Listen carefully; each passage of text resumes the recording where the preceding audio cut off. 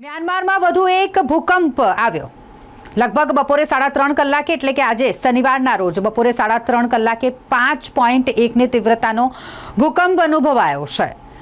7 કરતાં પણ વધારે તીવ્રતાનો ભૂકંપ જે ગતરોજ શુક્રવારના રોજ મ્યાનમારમાં આવ્યો અને જેણે તબાહી સર્જી 10,000થી વધુ લોકોના મોતની આશંકા હતી અને તેની વચ્ચે વધુ એક ભૂકંપ અનુભવાયો છે.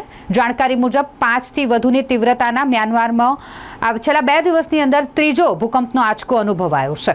હાલ જ્યારે મ્યાનમાર આ મુશ્કેલ સમયમાં છે ત્યારે ભારતે મદદ માટે હાથ લંબાવ્યો છે. લગભગ 15 ટન રાહત સામગ્રી જે મ્યાનમાર મોકલી આપવામાં આવ્યો છે, જેનો પહેલો જથ્થો ભારતે મોકલાવ્યો છે. એક મદદનો હાથ ભારત તરફથી લંબાવવામાં આવ્યો છે અને જેને ઓપરેશન બ્રહ્મા નામ આપવામાં આવ્યું છે. ભારતના પ્રધાનમંત્રી નરેન્દ્ર મોદીએ મ્યાનમારની જનતા સરકારના પ્રમુખ સાથે વાતચીત કરી છે અને તમામ બનતી મદદ પહોંચાડવાની પણ બાંહેધરી આપી છે.